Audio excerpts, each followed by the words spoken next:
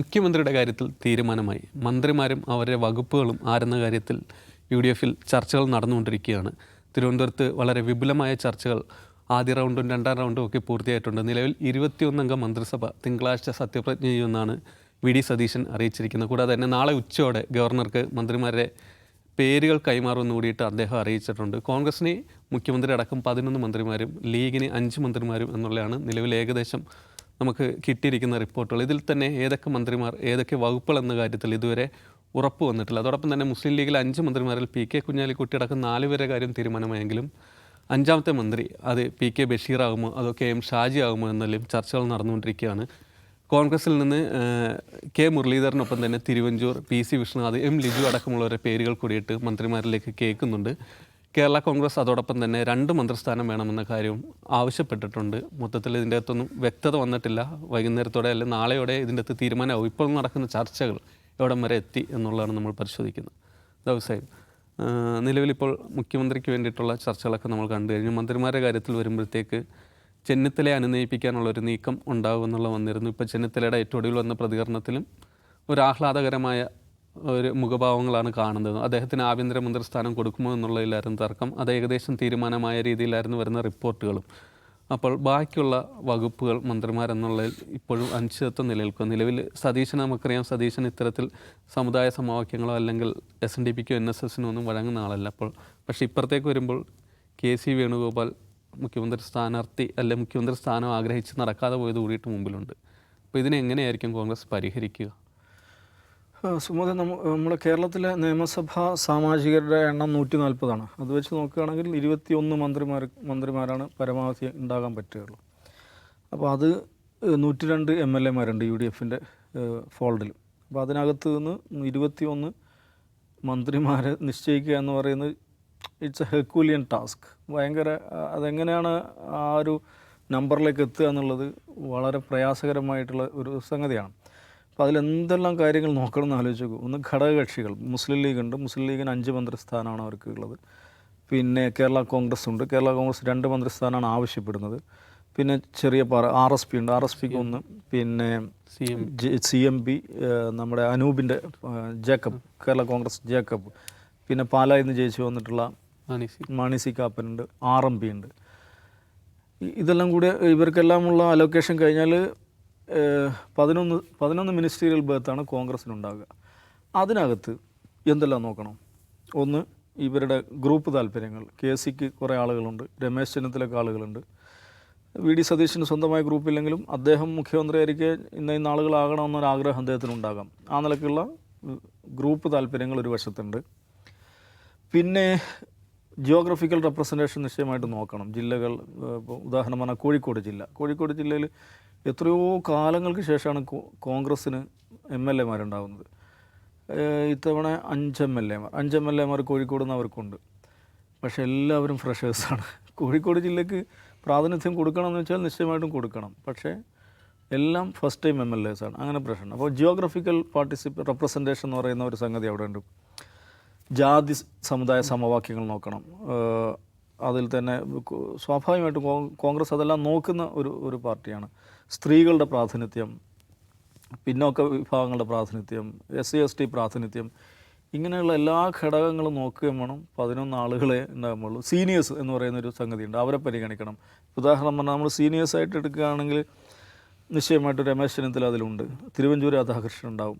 K Muraleedharan ഉണ്ടാവും. PC Vishnunath നിശ്ചയമായിട്ട് ഉണ്ടാവേണ്ട ഒരാളാണ്. ഇവർ ഒഴിവാക്കാൻ പറ്റുമെന്ന് തോന്നില്ല. കാരണം പാർട്ടിയിൽ അവരുടെ പദവി കൂടെ നോക്കിക്കഴിഞ്ഞിട്ടുണ്ടെങ്കിൽ, അവരുടെ എക്സ്പീരിയൻസ് കൂടെ നോക്കിക്കഴിഞ്ഞാൽ ഒഴിവാക്കാൻ പറ്റുന്ന ആളുകളല്ല. പക്ഷേ നോക്കൂ, ഞാനീ പറഞ്ഞ ഈ 4 പേരുകൾ ഒരേ സമുദായത്തിൽപ്പെട്ടവരാണ്. നായർ കമ്മ്യൂണിറ്റിയാണ് അവർ റെപ്രസെൻ്റ് ചെയ്യുന്നത്. ഇപ്പോൾ കഴിഞ്ഞ LDF ഗവൺമെൻറ്റിനെതിരെ ഉണ്ടായിരുന്ന പ്രധാനപ്പെട്ട ഒരു വിമർശനം, അവർ കേട്ടൊരു വിമർശനം, അതൊരു കരയോഗം ക്യാബിനറ്റാണെന്നുള്ളതായിരുന്നു. അപ്പോൾ ഇതൊരു UDF കുറേ കാലമായിട്ട് കേൾക്കുന്നൊരു വിമർശനം, പിന്നോക്ക വിഭാഗങ്ങൾ, പ്രത്യേകിച്ച് OBC കമ്മ്യൂണിറ്റികളിൽ നിന്ന്, ഈഴവ കമ്മ്യൂണിറ്റിയിൽ നിന്ന്, മുസ്ലിം കമ്മ്യൂണിറ്റിയിൽ നിന്നുള്ള റെപ്രസെൻറ്റേഷൻ വേണ്ടത്ര അവിടെ സംഘടനാ പദവികളിലോ അവരുടെ ഭരണ പദവികളിലോ വരുന്നില്ല എന്നുള്ളതാണ്. ലത്തീൻ സമുദായത്തെ പരിഗണിക്കണം, നാടാർ സമുദായത്തെ പരിഗണിക്കണം. ഇങ്ങനെ വ്യത്യസ്ത ക്രിസ്ത്യൻ സഭകളുണ്ട്, അവരുടെ സമ്മർദ്ദങ്ങളുണ്ട്. ഇതെല്ലാം പരിഗണിച്ചുകൊണ്ട് ഈ 11 ഒതുക്കുക എന്ന് പറയുന്ന ഒരു പണിയുണ്ടല്ലോ, അത് വല്ലാത്തൊരു പണിയാണ്. അതിലേക്ക് ഇതിൻ്റെ നേതാക്കന്മാർ എത്തുന്നു. ഏതോ നിലക്ക് അവർ ഒരു പാക്കേജ് ഉണ്ടാക്കും. അത് എന്താ പറയുക, ആ മനുഷ്യരുടെ രാഷ്ട്രീയമായിട്ടുള്ള ഇൻ്റലിജൻസ് എന്നേ അതിന് പറയുള്ളൂ. കോൺഗ്രസ് എല്ലാ കാലത്തും ഈ പറയുന്ന സമവാക്യങ്ങളെയെല്ലാം, ഈ പറയുന്ന പ്രശ്നങ്ങളെല്ലാം അഡ്രസ്സ് ചെയ്തുകൊണ്ട് എങ്ങനെയൊക്കെ ഒരു തീർപ്പിലങ്ങ് എത്തും. പക്ഷെ അതിൽ പിന്നെയും പ്രശ്നങ്ങളുണ്ടാവും കേട്ടോ, പിന്നെയും പ്രശ്നങ്ങളുണ്ടാവും, കാലുഷ്യങ്ങളുണ്ടാവും. മന്ത്രിസഭ വികസനം, പുനഃസംഘാടനം, ഇതൊക്കെ എല്ലാ കാലത്തും UDF ഉണ്ടായിട്ടുണ്ട്. ഞാൻ മുമ്പ് പറഞ്ഞിട്ടുണ്ട്, കോൺഗ്രസിൻ്റെ 5 വർഷം പൂർത്തിയാക്കിയ 2 മുഖ്യമന്ത്രിമാരേ ഉള്ളൂ, കെ കരുണാകരൻ, ഉമ്മൻചാണ്ടിയും മാത്രം. ബാക്കി എല്ലാവരും ഇടയ്ക്ക് വെച്ച് ഇറങ്ങിപ്പോകേണ്ട, പകുതിക്ക് വെച്ച് പണി നിർത്തുകയൊക്കെ ചെയ്തിട്ടുണ്ട്. അപ്പോൾ എന്ന് പറഞ്ഞാൽ UDF അധികാരത്തിൽ വന്നാൽ 2 കൂട്ടർക്കാണ് യഥാർത്ഥത്തിൽ ചാകര. ഒന്ന് ചാനലുകാർക്കാണ്, രണ്ടാമത് അവർക്ക് ഇഷ്ടംപോലെ ബ്രേക്കിംഗ് വാർത്തകളുണ്ടാവും. പിന്നെ തിരുവനന്തപുരത്തെ ഹോട്ടലുകാർക്ക്, അവർക്ക് നല്ല ബിസിനസ് ഉണ്ടാവും. അപ്പോൾ അതുകൊണ്ട് ഇപ്പോൾ തിങ്കളാഴ്ച അവർ ഒരു ഫുൾ കോറം ക്യാബിനറ്റ് തന്നെ സത്യപ്രതിജ്ഞ ചെയ്യുമെന്നാണ് പറയുന്നത്. എന്ന് പറഞ്ഞാൽ നാളെ ഞായറാഴ്ചക്കകം ഈ പറയുന്ന എല്ലാ പ്രശ്നങ്ങളും, ഗ്രൂപ്പ് സമവാക്യങ്ങൾ, സാമുദായിക സമവാക്യങ്ങൾ, ഭൂമിശാസ്ത്രപരമായിട്ടുള്ള പ്രാതിനിധ്യം, ഇതെല്ലാം കണ്ടുകൊണ്ടിട്ട് അതേസമയം ഇവരെയും പരിഗണിക്കണം, ഘടകകക്ഷികളെയും പരിഗണിക്കണം, എല്ലാം വെച്ചുകൊണ്ടൊരു പാക്കേജ് നാളെ വൈകുന്നേരം ആകുമ്പോഴേക്ക് അല്ലെങ്കിൽ മറ്റന്നാൾ രാവിലെ ആകുമ്പോഴേക്ക് അവരുണ്ടാക്കുമെന്നാണ് പറയുന്നത്. അവരുടെ അവരുടെ അസാധാരണമായുള്ളൊരു ഇൻ്റലിജൻസ് ആയിട്ട് നമുക്കതിനെ കാണാം. അത് കോൺഗ്രസിൻ്റെ ചരിത്രത്തിൽ അതുണ്ട്. അപ്പോൾ അത് ഒരു മോശം പ്രതിച്ഛായ ഉണ്ടാക്കും. ഇങ്ങനെ അത് സംബന്ധമായ വിവാദങ്ങൾ, വാർത്തകൾ വരുന്ന മോശം പ്രതിച്ഛായ ഉണ്ടാക്കുമെന്ന് വെച്ചാൽ എനിക്ക് തോന്നുന്നില്ല. കാരണം കഴിഞ്ഞ 10 ദിവസം മുഖ്യമന്ത്രി സ്ഥാനത്തെക്കുറിച്ച് തന്നെ ഇതിലും വലിയ വിവാദങ്ങൾ നടന്ന സ്ഥിതിക്ക് ഇത് അത്ര വലിയൊരു പ്രശ്നമാണെന്ന് തോന്നുന്നില്ല. അത് പരിഹരിക്കുമായിരിക്കും. ഇപ്പം ചെന്നിത്തല ആഭ്യന്തര വകുപ്പ് ആവശ്യപ്പെടുന്നു എന്നുള്ളത്, ചെന്നിത്തലയെ സംബന്ധിച്ചിടത്തോളം അദ്ദേഹം അങ്ങനെ ആവശ്യപ്പെടാനുള്ള എന്താ പറയുക, അതിനുള്ള വെയിറ്റ് അദ്ദേഹത്തിനുണ്ട്, നിശ്ചയമായിട്ടുണ്ട്. 28-ാം വയസ്സ് മുതൽ മന്ത്രിയായ, കേരളത്തിലാണെങ്കിലും ദേശീയ തലത്തിലാണെങ്കിലും കോൺഗ്രസിൻ്റെ ഉന്നത പദവികളിൽ അലങ്കരിച്ച ഒരാൾ, തന്നെക്കാൾ ജൂനിയറായിട്ടുള്ള ഒരാൾ മുഖ്യമന്ത്രിയായിട്ടിരിക്കുന്നു. അങ്ങനെ ഒരാളുടെ കീഴിലിരിക്കുമ്പോൾ ഏറ്റവും പ്രധാനപ്പെട്ട പോർട്ട്ഫോളിയോ ചോദിക്കുക എന്ന് പറയുന്നത് അദ്ദേഹത്തെ സംബന്ധിച്ചിടത്തോളം അദ്ദേഹത്തിന് അഭിമാനവുമായി ബന്ധപ്പെട്ടൊരു കാര്യം തന്നെയാണ്. അതേസമയം ഇന്നത്തെ ഒരു കോണ്ടെക്സ്റ്റിൽ, പ്രത്യേകിച്ച് കഴിഞ്ഞ സർക്കാർ, പിണറായി വിജയൻ സർക്കാർ ആഭ്യന്തര വകുപ്പ് കൈകാര്യം ചെയ്തതുമായി ബന്ധപ്പെട്ട വലിയ പരാതികൾ ഇവിടെയുണ്ട്. അത് CPM-മാർക്ക് തന്നെയുണ്ട്. എന്ന് മാത്രമല്ല, പിണറായി വിജയൻ്റെ പരാജയത്തിൽ ഏറ്റവും പ്രധാനപ്പെട്ട ഒരു ഘടകമായിട്ട് എടുത്തു കാണിക്കപ്പെടുന്നതാണ് ആഭ്യന്തര വകുപ്പുമായി ബന്ധപ്പെട്ട പ്രശ്നങ്ങളാണ്. അങ്ങനെ ഇരിക്കെ ആ പ്രശ്നങ്ങൾക്ക് പരിഹാരം വി ഡി സതീശൻ ആ വിഷയത്തിലൊക്കെ വളരെ ശക്തമായ പൊസിഷൻ എടുത്ത ഒരാളുമാണ്. ആ നിലയ്ക്ക് ശക്തമായൊരു പൊസിഷൻ രമേശ് ചെന്നിത്തല പ്രത്യക്ഷത്തിലെടുത്തതായിട്ട് നമ്മൾ കണ്ടിട്ടില്ല. അതുകൊണ്ട് സാമൂഹ്യ മാധ്യമങ്ങളിലൊക്കെ ഇദ്ദേഹം ആയിക്കഴിഞ്ഞാൽ എന്തായിരിക്കും എന്നുള്ള നിലക്കുള്ള പല വിശകലനങ്ങളും ഉത്കണ്ഠകളൊക്കെ ആളുകൾ പങ്കുവെക്കുന്നുണ്ട്. പക്ഷെ ഒരു ഗവൺമെൻറ്റിന് പോളിസി ഉണ്ടാവുക എന്നുള്ളതാണ് അതിൽ പ്രധാനം. പ്രത്യേകിച്ച് വിദ്വേഷ പ്രചാരണവുമായി ബന്ധപ്പെട്ട്, നാട്ടിൽ കാലുഷ്യം ഉണ്ടാക്കുന്നതുമായി ബന്ധപ്പെട്ട് അത്തരം സന്ദർഭങ്ങളിൽ ആഭ്യന്തര വകുപ്പ് കയ്യും കെട്ടി നോക്കി നിൽക്കുന്നു എന്നുള്ളതാണല്ലോ കഴിഞ്ഞ 5 വർഷക്കാലത്ത് ഏറ്റവും പ്രധാനപ്പെട്ട പ്രശ്നം. അത് രമേശാണ് ആഭ്യന്തരം എടുക്കുന്നതിൽ അദ്ദേഹത്തെ സംബന്ധിച്ചിടത്തോളം പ്രധാനപ്പെട്ടൊരു ചലഞ്ചായിരിക്കും. ഈ വിഷയം ഇതാണ്. രമേശ് ചെന്നിത്തല ആഭ്യന്തര വകുപ്പ് ഏറ്റെടുക്കുന്നതിനെക്കുറിച്ച് വാർത്ത വരുമ്പം ഉണ്ടാവുന്ന ഉത്കണ്ഠയുടെ ക്രക്സ് ഇതാണ്. അല്ലാതെ രമേശ് ചെന്നിത്തല ഈ പണിക്ക് പറ്റില്ല എന്നുള്ള നിലക്കല്ല. എന്തുകൊണ്ട് ആളുകൾ അതേക്കുറിച്ച് സവിശേഷമായി സംസാരിക്കുന്നു എന്നതിൻ്റെ കാരണം എന്താണ് എന്ന് രമേശ് ചെന്നിത്തല മനസ്സിലാക്കണം.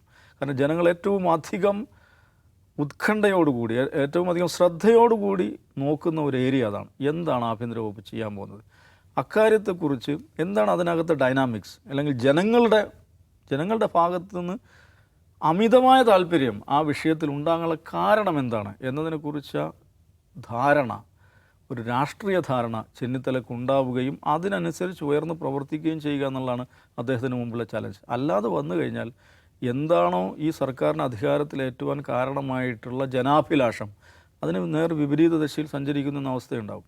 ആഭ്യന്തര വകുപ്പ് ഏറ്റെടുക്കുന്നതുമായി ബന്ധപ്പെട്ട വിവാദം ഇത് ഇവിടെ മാത്രമല്ല കേട്ടോ. കഴിഞ്ഞ അച്യുതാനന്ദൻ ഗവൺമെൻറ് അധികാരം നൽകുമ്പോൾ ഇതേ പ്രശ്നം ഉണ്ടായിരുന്നു. അന്ന് ആഭ്യന്തര വകുപ്പ് ആരായിരുന്നു? കോടിയേരിയായിരുന്നു. അത് VS അച്യുതാനന്ദൻ അത് വേണമെന്നുള്ള നിലപാട് കാരണമായിരുന്നു. പക്ഷേ കേന്ദ്ര നേതൃത്വം തന്നെ ഇടപെട്ട് അത് കോടിയേരിക്ക് നൽകുകയാണ് ചെയ്തത്. പിന്നെ അതിൽ തന്നെ എഗൻ ആഭ്യന്തരം വിജിലൻസ് മുഖ്യമന്ത്രി എടുക്കുക എന്നുള്ള ചർച്ച വരുന്നു. അങ്ങനെയൊക്കെയുള്ള വിവാദങ്ങൾ അന്ന് ഉണ്ടായിട്ടുണ്ട്. ആഭ്യന്തരം വളരെ പ്രധാനപ്പെട്ട ഒരു സംഗതി തന്നെയാണ്. പക്ഷേ അന്ന് ആ വിവാദം നടക്കുന്ന കാലത്ത് എഴുത്തുകാരനായുള്ള സക്കറിയ പറഞ്ഞ കാര്യമുണ്ട്. നിങ്ങൾ ഈ ആഭ്യന്തരത്തെക്കുറിച്ചിട്ട് ഇങ്ങനെ തർക്കിച്ചുകൊണ്ടിരിക്കുകയാണ്. യഥാർത്ഥത്തിൽ ആഭ്യന്തര വകുപ്പിനേക്കാൾ ഇന്നത്തെ അവസ്ഥയിൽ കേരളത്തെ സംബന്ധിച്ച് പ്രധാനമായിട്ടുള്ളത് ശുചിത്വ വകുപ്പാണ് എന്ന് അദ്ദേഹം പറയുകയുണ്ടായി. കാരണം അത്രയും വലിയ ഈ വേസ്റ്റേജ് എന്നുള്ളത് വലിയൊരു പ്രശ്നമായിട്ട് നിൽക്കുന്ന ഒരു സമയമായിരുന്നു. പക്ഷേ ജനങ്ങൾ പൊതുവായ ഒരു കാഴ്ചപ്പാടിൽ ആഭ്യന്തര വകുപ്പാണ് ഒരു എന്താണ് റോയൽ പോർട്ട്ഫോളിയോ എന്ന് പറയുന്നത്. അപ്പോൾ സ്വാഭാവികമായിട്ടും അതിനകത്തുണ്ടാകുന്ന അവകാശവാദങ്ങൾ കാര്യങ്ങളൊക്കെ വലിയ വലിയ തർക്കമാവും, അല്ലെങ്കിൽ വലിയ വാർത്തയാവും.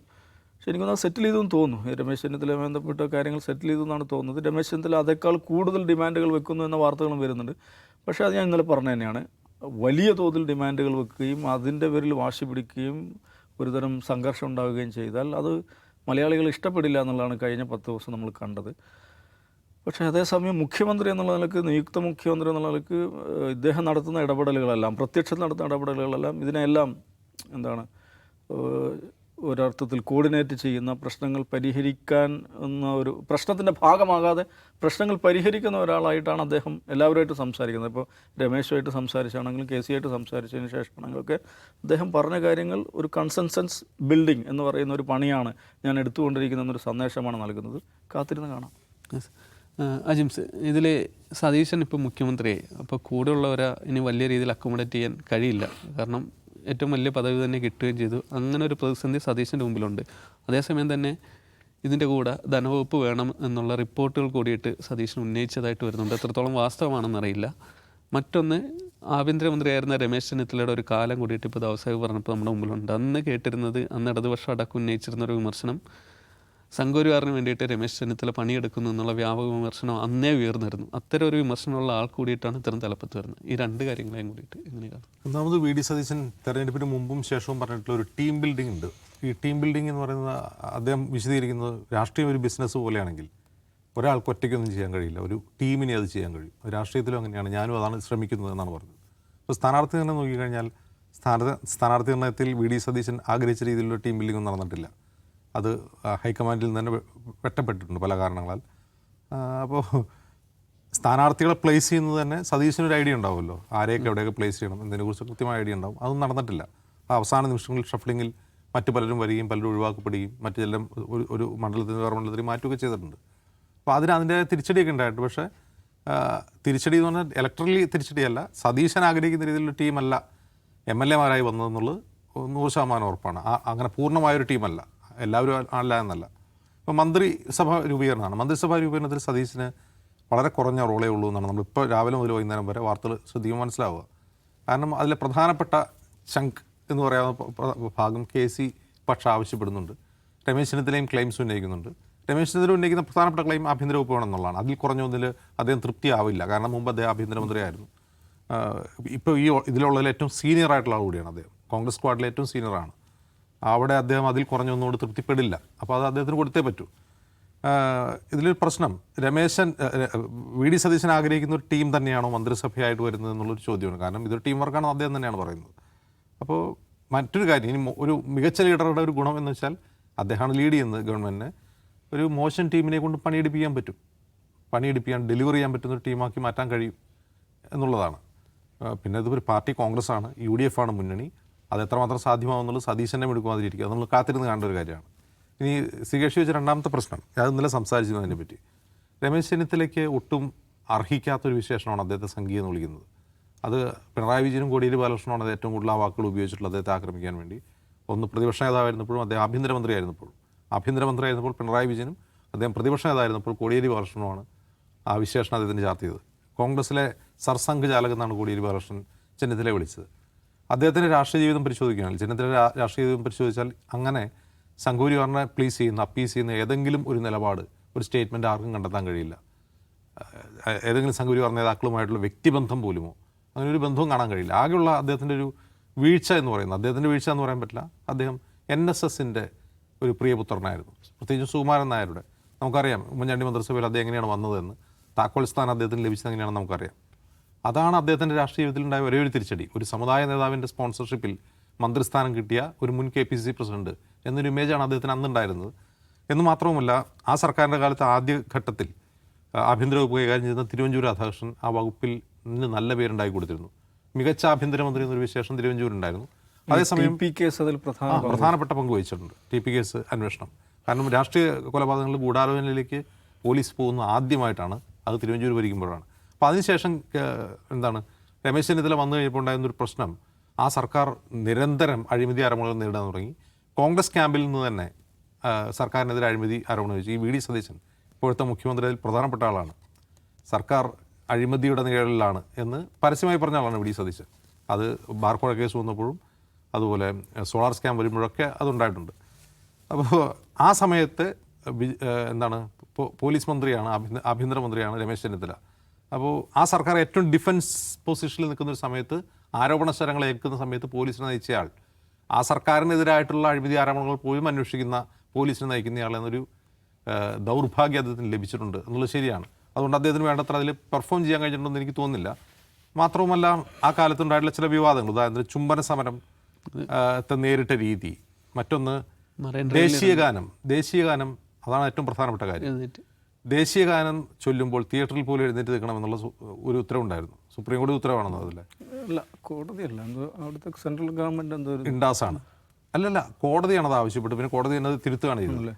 അപ്പോൾ അത് ഇപ്പോൾ സിഗേഷൻ ഓർമ്മയുണ്ടാവും, തിരുവനന്തപുരത്ത് തിയേറ്ററിൽ ദേശീയഗാനം വിളിച്ചപ്പോൾ എഴുന്നേറ്റ് നിന്നില്ല എന്നതിൻ്റെ പേരിൽ, അതിൽ കൂവി, ആ സമയത്ത് കൂവി എന്നതിൻ്റെ പേരിൽ കുറച്ച് യുവാക്കളെതിരെ കേസെടുത്ത്.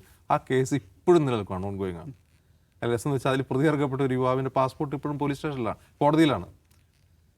വിദേശത്ത് പഠിക്കാൻ പോകണമെന്നൊക്കെ ആഗ്രഹം ഉണ്ടായിരുന്ന ഒരാളാണ്, പുള്ളി ഇപ്പോഴും പാസ്പോർട്ട് കിട്ടിയിട്ടില്ല. അപ്പോൾ അങ്ങനെയുള്ള കുറേ അധികം വിവാദങ്ങൾ ആ സമയത്ത് ഉണ്ടായിട്ടുണ്ടായിരുന്നു. പക്ഷേ ഇതൊക്കെ ആണെങ്കിൽ തന്നെ ആഭ്യന്തര വകുപ്പ് ഭരിക്കാൻ യോഗ്യനല്ലാത്ത ഒരാളാണ് ചെന്നിത്തല എന്ന നമ്മളിപ്പോൾ സാമൂഹ്യ മാധ്യമങ്ങളിൽ കാണുന്ന ഒരു വിശേഷമുണ്ടല്ലോ, അത് പൂർണ്ണമായും ശരിയാണെന്ന് ഞാൻ വിശ്വസിക്കുന്നില്ല.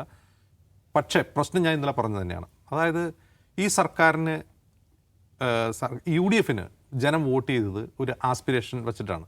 ആ ആസ്പിരേഷൻ എന്താണെന്ന് വി ഡി സതീശന് നന്നായിട്ട് മനസ്സിലാവും. അദ്ദേഹത്തിൻ്റെ ഈ നിയോഗിക്കപ്പെട്ടതിന് ശേഷമുള്ള ഇന്നലത്തെ പ്രതികരണങ്ങളിൽ അതും വ്യക്തമാണ്. അദ്ദേഹം എന്താണ്, അദ്ദേഹത്തിൻ്റെ പോളിസി എന്താണെന്ന് അദ്ദേഹം ഇന്നലെ പ്രഖ്യാപിച്ചിട്ടുണ്ട്. അത് എത്രമാത്രം രമേശ് ചെന്നിത്തലയ്ക്ക് ഉൾക്കൊള്ളാൻ കഴിഞ്ഞിട്ടുണ്ട്, അദ്ദേഹത്തിൻ്റെ മറ്റ് ടീമംഗങ്ങൾക്ക് ഉൾക്കൊള്ളാൻ കഴിയും എന്നുള്ളത് വളരെ പ്രധാനപ്പെട്ട ഒരു കാര്യമാണ്. അത് ഒരു സർക്കാരിനെ നൽകിയ മാൻഡേറ്റിന് പിന്നിലെ ആസ്പിരേഷൻ, പോപ്പുലർ ആസ്പിരേഷൻ എന്താണ് എന്ന് ആ ടീമംഗങ്ങൾക്ക് എത്ര പേർക്ക് മനസ്സിലാക്കാൻ കഴിയും, അത് രമേശ് ചെന്നിത്തലയ്ക്ക് വ്യക്തിപരമായിട്ട് എത്രമാത്രം മനസ്സിലാക്കാൻ കഴിയും എന്നുള്ളൊരു ചോദ്യം വളരെ പ്രസക്തമാണ്. അതുകൊണ്ട് തന്നെ ചെന്നിത്തലയുടെ രാഷ്ട്രീയ ജീവിതത്തിലെ ഏറ്റവും നിർണായകമായ, ഏറ്റവും ഗൗരവമുള്ള ഒരു ചരിത്ര സന്ദർഭമാണ് അദ്ദേഹം രണ്ടാമത് ആഭ്യന്തരമന്ത്രിയായി ചുമതലയേൽക്കുന്നത്. കാരണം ഈ സർക്കാരിൻ്റെ തന്നെ ഇമേജ്, ഈ സർക്കാരിൻ്റെ ഭാവി, ഈ സർക്കാരിലുള്ള ജനങ്ങൾക്കുള്ള വിശ്വാസം, അത് അതിൻ്റെ താക്കോൽ സ്ഥാനത്താണ് ആരുള്ളത്, രമേശ് ചെന്നിത്തല ഉള്ളത്. അത് എത്രമാത്രം അദ്ദേഹത്തിന് ബോധ്യപ്പെടും, അദ്ദേഹത്തിൻ്റെ കീഴിലുള്ളവർക്ക് ബോധ്യപ്പെടും, അദ്ദേഹത്തെ ഉപദേശിക്കുന്നവർക്ക് ബോധ്യപ്പെടും എന്നുള്ളത് വളരെ വളരെ പ്രധാനമാണ്.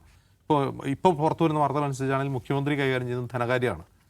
അതും വളരെ പ്രസക്തമായൊരു കാര്യമായിട്ട് എനിക്ക് തോന്നുന്നു. കാരണം ഈ സർക്കാരിനെ സംബന്ധിച്ച് പൂച്ച പെറ്റുകിടക്കുന്ന ഖജനാവ് എന്നാണ് പ്രതിപക്ഷ നേതാവായിരുന്നപ്പോൾ വി ഡി സതീശൻ ഖജനാവിനെ വിശേഷിപ്പിച്ചത്. ഇപ്പോൾ അദ്ദേഹം മുഖ്യമന്ത്രിയാകുമ്പോൾ അദ്ദേഹത്തിന് മുമ്പിൽ ഒരുപാട് പ്രശ്നമുണ്ട്. ഇന്ദിരാ ഗ്യാരണ്ടി ഉൾപ്പെടെയുള്ള ശരിയാക്കണം, ഒരു ധവളപത്രം ഇറക്കണം. ആ ധവളപത്രം ഇറക്കുന്നതിൽ സതീശൻ്റെ ഒരു കയ്യൊപ്പ് വളരെ പ്രധാനമാണ്. മറ്റൊന്ന്, ഈ വെൽഫെയർ മെഷേഴ്സ് നടപ്പാക്കാനുള്ള പണം കണ്ടെത്തണം. അപ്പോൾ പണം കണ്ടെത്തുന്നതിനെ പറ്റി ടാക്സേഷൻ സതീശൻ്റെ വളരെ പ്രധാനപ്പെട്ട ഒരു ഏരിയയാണ്. നമുക്കറിയാം, ഈ VS അച്യുതാനന്ദൻ്റെ കാലത്ത് ലോട്ടറി മാഫിയക്കെതിരായിട്ടുള്ള തോമസ് ഐസക്കുമായിട്ടുള്ള സംവാദം ഓർമ്മയുണ്ടോ? ആ സമയത്ത് തന്നെ ടാക്സേഷനാണ് വി ഡി സതീശൻ്റെ സ്പെഷ്യലൈസേഷൻ. എങ്കിൽ ഇന്നത്തെ ഈ GST കാലത്ത് വരുമാനം ഉണ്ടാക്കാനുള്ള എന്ത് നടപടിയാണ് വി ഡി സതീശൻ എന്ന മുഖ്യമന്ത്രിയായ ധനമന്ത്രി ചെയ്യാൻ പോകുന്നത് എന്ന് വളരെ കൗതുകപൂർവ്വം നോക്കി നിൽക്കുന്ന ഒരാളാണ് ഞാൻ. എന്തായിരിക്കും അദ്ദേഹം ചെയ്യാൻ പോവുക? അപ്പോൾ നമുക്ക് ഇതിനു മുമ്പും പ്രതിപക്ഷ നേതാവായിരുന്നപ്പോൾ അദ്ദേഹം പോഡ്കാസ്റ്റുകളിലും ഇൻ്റർവ്യൂകളിലൊക്കെ പറയുന്നൊരു പ്രധാനപ്പെട്ട കാര്യം, വികസന പ്രവർത്തനത്തിന് ആവശ്യമായ പണം നമുക്ക് നാട്ടിൽ നിന്ന് തന്നെ കണ്ടെത്താൻ കഴിയും. വളരെ ആത്മവിശ്വാസത്തോടെയാണ് അദ്ദേഹം പറയുന്നത്. എന്താണ് അതിൻ്റെ പിന്നിലെ തിയറി, പ്രാക്ടിക്കൽ എന്നൊന്നും നമുക്കറിയില്ല. അത് വളരെ കൗതുകപൂർവ്വം ഞാൻ നോക്കി നിൽക്കുന്ന കാര്യമാണ്. കാരണം ഈ കഴിഞ്ഞ രണ്ടാം പിണറായി വിജയൻ സർക്കാർ പ്രതിരോധത്തിലാവാനുള്ള പ്രധാനപ്പെട്ട കാരണം വികസന പ്രവർത്തനത്തിന് വേണ്ടി കിഫ്ബി വഴി കടം വാങ്ങേണ്ടി വരുന്നു എന്നുള്ളതാണ്. ഒന്ന്, കിഫ്ബി എന്ന സംവിധാനത്തെ തന്നെ UDF നിരന്തരം ആക്രമിക്കുകയും എതിർക്കുകയും ചെയ്തിട്ടുണ്ട്. ഇനി വികസന പ്രവർത്തനത്തിന് വേണ്ടി കിഫ്ബിയെ തന്നെയാണോ UDF സർക്കാർ ആശ്രയിക്കാൻ പോകുന്നത് എങ്കിൽ അതൊരു പിന്നോട്ടടിയായിരിക്കും. കാരണം കിഫ്ബി നവീകരിച്ചുകൊണ്ട് മാത്രമേ അവർക്ക് മുന്നോട്ട് പോകാൻ കഴിയൂ. കാരണം പൂർണ്ണമായും ഇൻഫ്രാസ്ട്രക്ചർ ഡെവലപ്മെൻറ്റിന് വേണ്ടിയുള്ള പണം കണ്ടെത്താൻ കിഫ്ബിയെ തന്നെയാണ് UDF ആശ്രയിക്കാൻ പോകുന്നത്. അതല്ല മറ്റു വരുമാന മാർഗ്ഗങ്ങൾ കണ്ടെത്താൻ സതീശൻ എന്ന ധനമന്ത്രിക്ക് സാധിക്കുമോ എന്നുള്ളൊരു ചോദ്യം കൂടിയുണ്ട്. അപ്പോൾ ഇത്തരം വളരെ രസകരമായ, വളരെ ത്രില്ലിംഗ് ആയിട്ടുള്ളൊരു മൊമെൻ്റാണ് ഈ മന്ത്രിസഭാ രൂപീകരണം. ഇനി അവസാനമായി പറയാനുള്ളൊരു കാര്യം, ഈ മന്ത്രിസഭാ രൂപീകരണത്തിൽ ഇങ്ങനെ ചർച്ചയോട് മേൽ ചർച്ച, മാധ്യമങ്ങൾ അതിങ്ങനെ നിരന്തരം റിപ്പോർട്ട്. ഇപ്പോൾ LDF-ൻ്റെ മന്ത്രിസഭയാണെങ്കിൽ ഇതൊന്നും ഉണ്ടാവില്ല. വൈകുന്നേരം ആകുമ്പോൾ ഒരു വാർത്താക്കുറിപ്പ് ഇറക്കും, ഇന്ന ആളുകൾക്കാണ് മന്ത്രി എന്ന് പറഞ്ഞ് റിപ്പോർട്ട് ചെയ്യും. അപ്പോൾ നമ്മൾ വിചാരിക്കുന്നത് എന്താണ് ഇങ്ങനെ, ഇതൊരു അലമ്പൽ. ഇത് യഥാർത്ഥത്തിൽ അലമ്പല്ല. ഈ ചർച്ച നടക്കപ്പെടണം. ഇതിലെ ഏറ്റവും പ്രധാനപ്പെട്ട പ്രശ്നം നേരത്തെ ദാവസായി പറഞ്ഞ പോലെയാണ്, രാഹുൽ ഗാന്ധിയുടെ ഒരു പ്രധാനപ്പെട്ട മുദ്രാവാക്യമാണ് കഴിഞ്ഞ 2-3 വർഷമായിട്ട്, കഴിഞ്ഞ ലോക്സഭാ തെരഞ്ഞെടുപ്പ് മുതൽ രാഹുൽ ഗാന്ധിയുടെ പ്രധാനപ്പെട്ട മുദ്രാവാക്യമാണ് ജിത്ന ആബാദി ഉത്ന ഹക്ക്. അപ്പോൾ ആ മുദ്രാവാക്യം കോൺഗ്രസ്സിന് നടപ്പാക്കാൻ കഴിയുമോ എന്നുള്ളതാണ് ഒരു ചോദ്യം. അത് സാമൂഹികമായ ഒരു മുദ്രാവാക്യമാണ്, രാഷ്ട്രീയ മുദ്രാവാക്യത്തേക്കാൾ സാമൂഹിക മുദ്രാവാക്യമാണ്. അത് കേരളത്തിലെ വ്യത്യസ്ത സമുദായങ്ങൾ അണ്ടർ റെപ്രസെൻ്റ് ചെയ്യപ്പെടുന്നു എന്ന പരാതി UDF സർക്കാരിനെതിരെ നിരന്തരമായി വരുന്ന ഒരു കാര്യമാണ്. അത് LDFനെതിരെ മാത്രമല്ല, UDFനെതിരെ വരുന്ന കാര്യമാണ്. UDF അതിൽ പിന്നോട്ട് പോകുന്നതിൽ അതിൽ പ്രധാനപ്പെട്ട പങ്കുവയ്ക്കുന്ന ഒരു പാർട്ടി കോൺഗ്രസ്സാണ്. കോൺഗ്രസിനെതിരെ വരുന്ന ആരോപണം എന്താണ്? അത് ഈ പറഞ്ഞതുപോലെ മുന്നാക്ക സവർണ വിഭാഗങ്ങൾക്ക് ഓവർ റെപ്രസെൻറ്റേഷൻ കൊടുക്കുന്നു എന്ന ആരോപണം അവർക്കുണ്ട്. അതിൽ കോൺഗ്രസിനെ സംബന്ധിച്ച് സവിശേഷമായി നേരിടുന്നൊരു പ്രശ്നം ഈഴവ മുസ്ലിം പ്രാതിനിധ്യമാണ്. ഇപ്പോൾ മുസ്ലിം പ്രാതിനിധ്യം ഒരർത്ഥത്തിൽ മുസ്ലിം ലീഗ് ഉള്ളതുകൊണ്ട് മേക്കപ്പ് ചെയ്ത് പോവുമെങ്കിൽ പോലും ഈഴവർക്കുള്ള പ്രാതിനിധ്യം വളരെ പ്രശ്നമാണ്. ആ പ്രശ്നം എന്ന് വെച്ചാൽ ഇപ്പോൾ ഈ തവണ സ്ഥാനാർത്ഥി നിർണ്ണയത്തിൽ ഒരു ജില്ലയിൽ 2 പേരെങ്കിലും ഈഴവ സ്ഥാനാർത്ഥികൾ വേണമെന്ന് നേരത്തെ അവർ തീരുമാനിച്ചത്. അത് എല്ലായിടത്തും നടപ്പിലാവുമെന്ന് ഉറപ്പില്ല, എങ്കിൽ പോലും ഒരു പരിധിവരെ അവർ 2 പേരെങ്കിലും. ഇപ്പോൾ ജയിച്ചു വന്നവരിൽ പലരും ഈഴവ കമ്മ്യൂണിറ്റിയിൽ നിന്നുള്ളവരുണ്ട്. അവരിൽ എത്ര പേർ മന്ത്രിയാവുന്നുള്ളൊരു ചോദ്യമുണ്ടല്ലോ. അപ്പോൾ ലിജുവിൻ്റെ പേര് ഉയർന്നു. ലിജു മാത്രമാണ് ഉയർന്നു നിൽക്കുന്ന പേര്. കേരളത്തിൽ മുസ്ലിം കമ്മ്യൂണിറ്റി കഴിഞ്ഞാൽ തൊട്ട് പുറകിൽ അത് ഈ പറയുന്ന ഇതാണ്. ഒരു വനിതാ പ്രാതിനിധ്യം വരുമ്പോൾ ഷാനിമോൾ ഉസ്മാനാണോ ബിന്ദു കൃഷ്ണ എന്നുള്ള ചോദ്യത്തിൽ ബിന്ദു കൃഷ്ണ അടിച്ചു പോയേക്കാം. അത് ഒരു പ്രധാനപ്പെട്ട കാര്യം. മറ്റൊന്ന്, ഈ പ്രാദേശിക പ്രാതിനിധ്യം പരിഗണിക്കുമ്പോൾ ഇവരെങ്ങനെ പരിഗണിക്കപ്പെടും എന്നുള്ളതാണ്. ഇപ്പോൾ കോഴിക്കോട് ജില്ലയിൽ നിന്ന് തന്നെ എടുക്കുക. കോഴിക്കോട് ജില്ലയിൽ നിന്ന് തന്നെ ഇപ്പോൾ ജയന്ത്, വിദ്യാബാലകൃഷ്ണൻ ഇവരൊക്കെ ആ കമ്മ്യൂണിറ്റിയിൽ നിന്നുള്ളവരാണ്. അപ്പോൾ അവരെയൊക്കെ പരിഗണിക്കുമ്പോൾ അവരെ എത്ര പേരെ പരിഗണിക്കാൻ കഴിയും? അപ്പോൾ ഇത് ഒരു പ്രതിസന്ധിയാണ്. ഒന്ന് ആലോചിച്ച് നോക്കുക.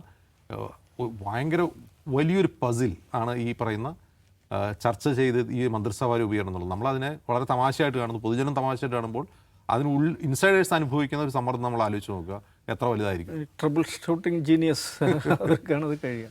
അതെ, എന്തായാലും തിരുവനന്തപുരത്ത് ചർച്ചകൾ നടന്നുകൊണ്ടിരിക്കുകയാണ്. നാളെ അന്തിമ ലിസ്റ്റ് വരുമ്പോൾ അതിൽ പേരുകളും വകുപ്പുകളൊക്കെ മാറിയാലും അത്ഭുതപ്പെടേണ്ടതില്ല. കാരണം കോൺഗ്രസും UDFുമാണ് ഇത്.